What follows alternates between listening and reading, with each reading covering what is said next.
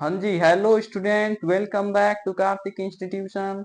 तो इलेक्ट्रोस्टैटिक्स के इस लेक्चर सीरीज में आज हम डिस्कस करेंगे वैद्युत द्विध्रुव के निरक्ष पर स्थित एक बिंदु पर वैद्युत क्षेत्र की तीव्रता को। और लास्ट क्लास में हमने डिस्कस किया था वैद्युत द्विध्रुव के अक्ष पर वैद्युत क्षेत्र की तीव्रता को, और उसके डेरिवेशन को भी हमने किया था। तो चलिए आज के इस वंडरफुल सेशन को स्टार्ट करते हैं।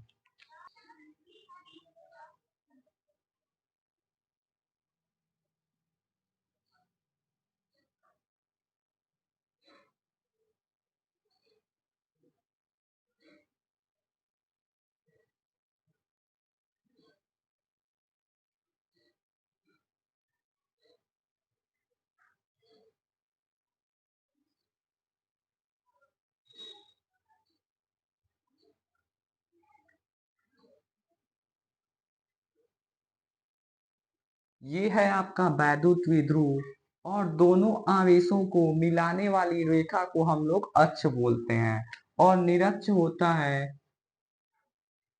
निरक्ष का मतलब होता है लंबवत रेखा।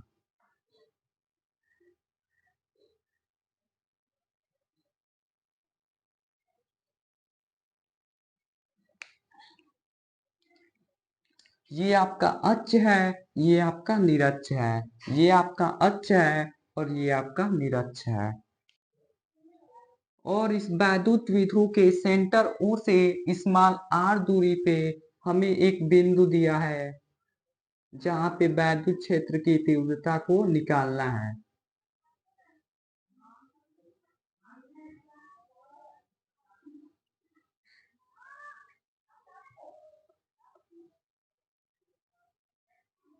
यानी कि ये जो इलेक्ट्रिक डाइपोल है, इसके सेंटर ओ से हमें एक बिंदु दे दिया और उसके बीच की दूरी दे दिया स्मॉल आर, और हमें इस बिंदु पी पे वैद्युत क्षेत्र की तीव्रता को निकालना है। तो देख, इस प्लस क्यू से बिंदु पी की दूरी क्या होगी।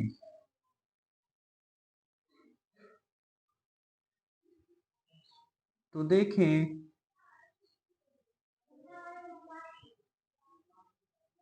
ये है आपका लंब और ये है आपका आधार, और हमें कर्ण पूछ रहा है।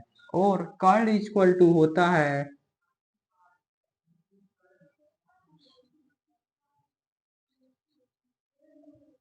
आधार का स्क्वायर प्लस लंब का स्क्वायर।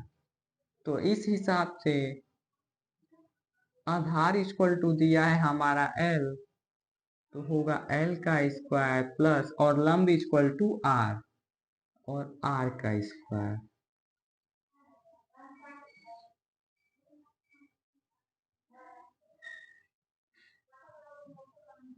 तो कर्ण इक्वल टू निकल के आएगा हमारा under root R square plus L square.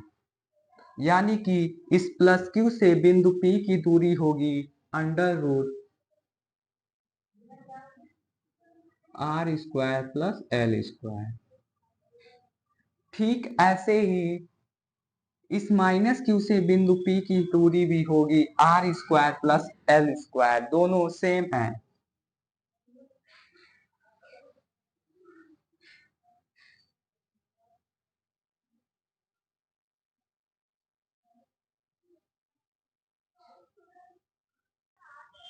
और विद्युत क्षेत्र हमेशा प्लस क्यू से दूर होता है। विद्युत क्षेत्र जो होता है वो प्लस से दूर होता है। तो इस हिसाब से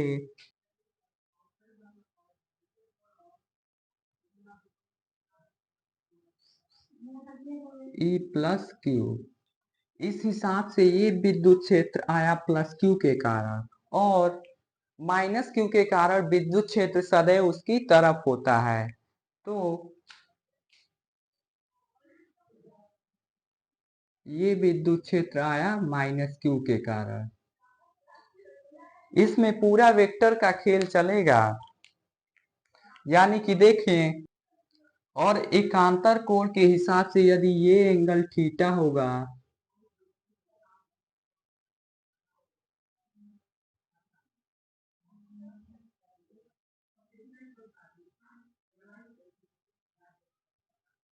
तो ये भी एंगल थीटा होगा।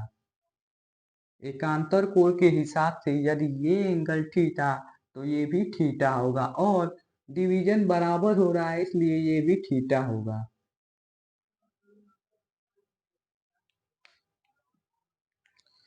एक बार फिर से वापस से देखते हैं।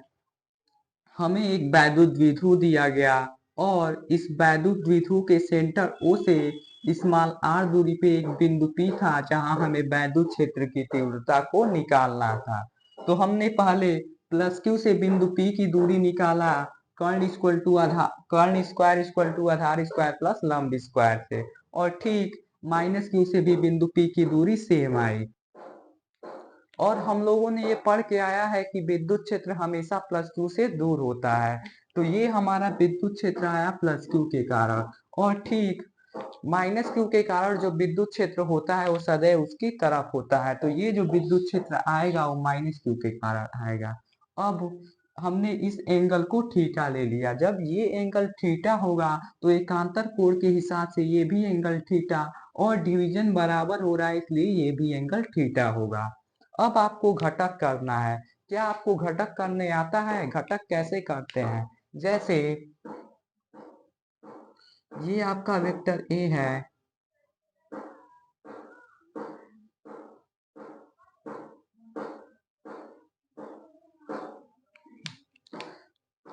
ये आपका वेक्टर ए है, और एंगल की तरफ जो घटक आता है वो एंगल की तरफ हमेशा घटक कॉस आता है, और एंगल के अपोजिट घटक साइन आता है, तो होगा ए साइन थीटा। ठीक ऐसे ही जब हम यहाँ घटक करेंगे तो इस E प्लस क्यू का एंगल की तरफ जो घटक निकल के आएगा, देखना इस E प्लस क्यू का एंगल की तरफ घटक निकल के आएगा वो कॉस आएगा, तो E plus Q cos theta.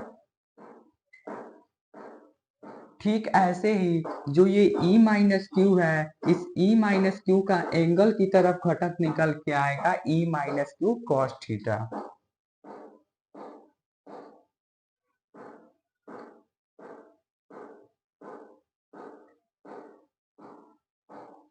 और ये जो E प्लस क्यू है, इस E प्लस क्यू का एंगल के अपोजिट जो घटक निकल के आएगा वो आता है साइन थीटा।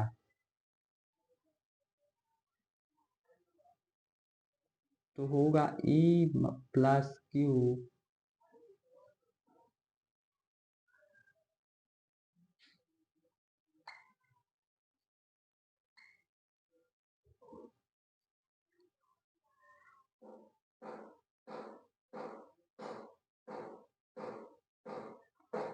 ठीक ऐसे ही इस E माइनस क्यू का एंगल के अपोजिट घटक निकल के आएगा E minus Q sine theta.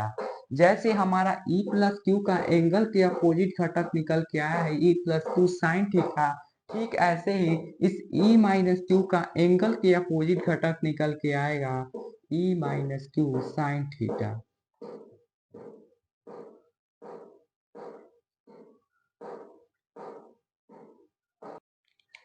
जब भी हम लोग फिजिक्स में घटक करते हैं तो जो एंगल की तरफ होता है वो कॉस आता है, और एंगल के अपोजिट साइन आता है। ठीक ऐसे ही इस E प्लस क्यू का एंगल की तरफ घटक निकल के आया E plus Q cos theta, और E माइनस क्यू का भी निकल के आया E minus Q cos theta, और एंगल के अपोजिट जो घटक है वो निकल के आया E plus Q sine theta और E minus Q sine theta. अब यदि इस प्लस क्यू के कारण विद्युत क्षेत्र की तीव्रता की बात करें,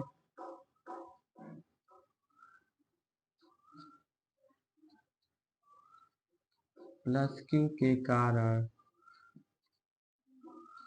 बिंदु P पर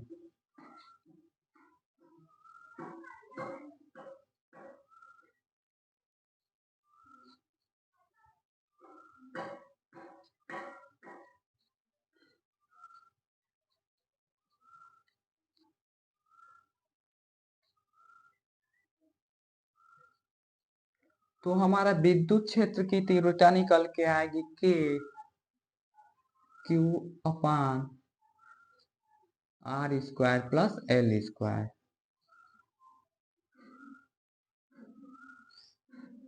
क्योंकि विद्युत क्षेत्र की तीव्रता का फार्मूला होता है K इंटू आवेश अपान दूरी का वर्ग। ठीक ऐसे ही हमने K इंटू क्यू अपान दूरी इतनी थी तो उसका वर्ग कर दिया। अब यदि माइनस क्यू के कारण बिंदु P पर वैद्युत क्षेत्र की तीव्रता को देखें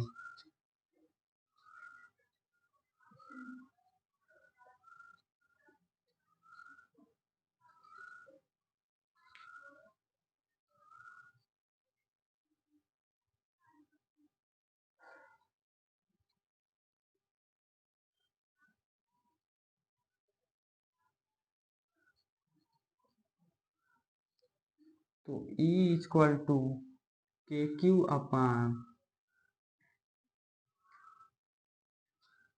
are square plus L square.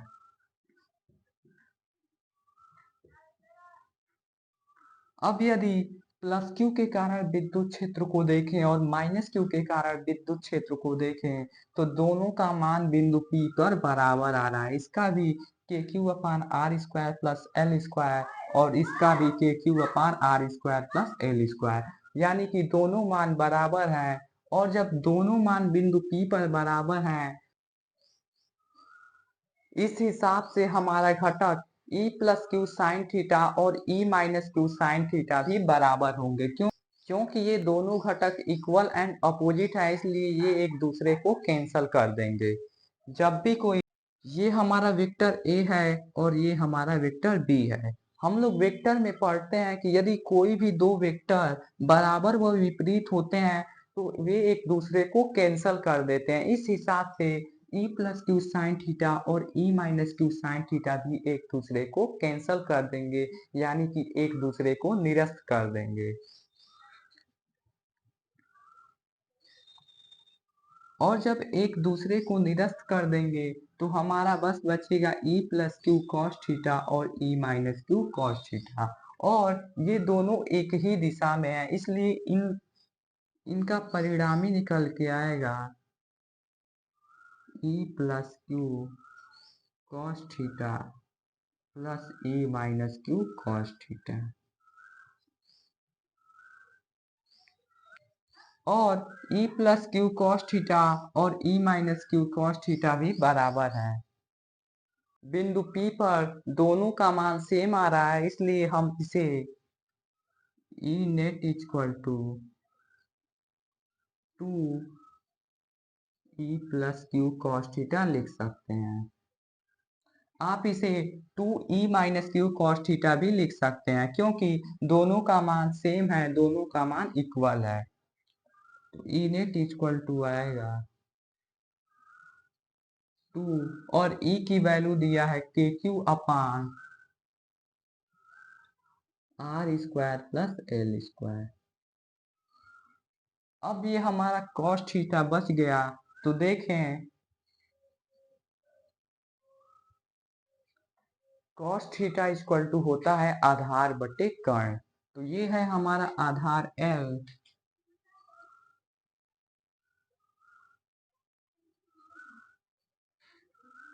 और कर्ण दिया है R square plus L square का अंडर रूट। तो cos थीटा की वैल्यू इतनी निकल के आई। अब इस वैल्यू को हम लोग cos थीटा की जगह पे रख सकते हैं।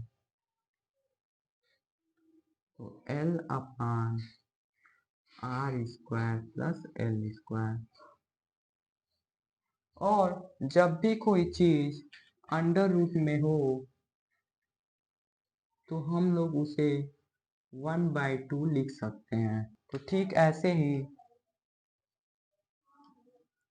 E नेट इक्वल टू होगा 2 K Q upon R square plus L अपान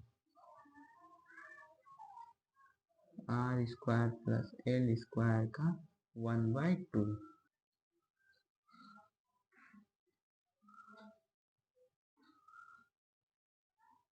यदि कभी भी दो संख्याओं का बेस इक्वल होता है तो जो पावर होती है वो पावर जुड़ जाती हैं। तो इन दोनों का बेस यदि इक्वल है तो हम लोग इनके पावर को ऐड कर लेंगे। ठीक ऐसे ही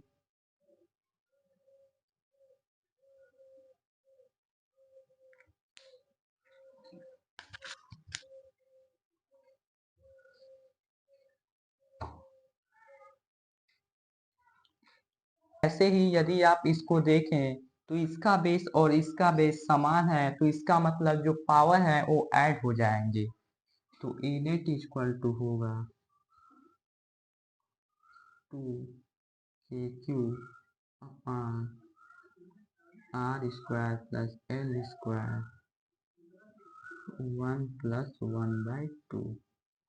इस पे पावर है 1 और इस पे पावर है 1/2, तो हम लोग दोनों पावर को ऐड कर देंगे।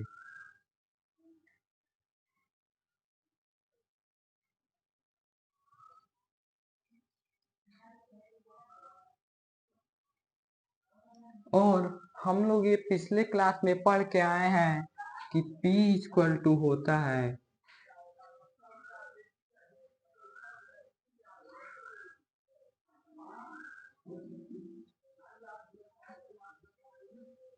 Q into 2L। जो इलेक्ट्रिक डाइपोल होता है P equal to Q into 2L। अब यदि आप इसमें देखेंगे तो हम इस Q इंटू 2L के जगह पे P लिख सकते हैं, तो हमारा हो जाएगा K P upon R square plus L square 3/2। अब यदि इस R का मान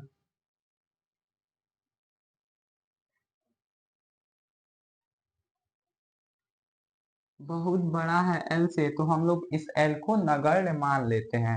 तो जब हम लोग इस L को नगण्य मान लेंगे तो हो जाएगा E net equal to K P upon R square 3/2। R square 3/2। और हम लोग जानते हैं कि जब भी ए square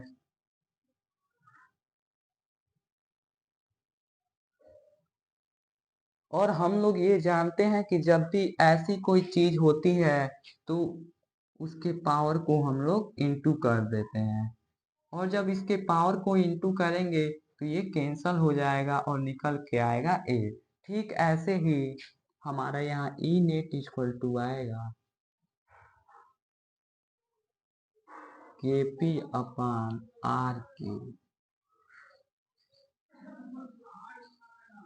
E net equal to आएगा हमारा के पी अपॉन आर क्यूब, यानी कि वैद्युत द्विध्रुव के निरक्ष पर हम जब वैद्युत क्षेत्र की तीव्रता को निकालेंगे तो हमारा निकल के आएगा ई net equal to K P upon R cube.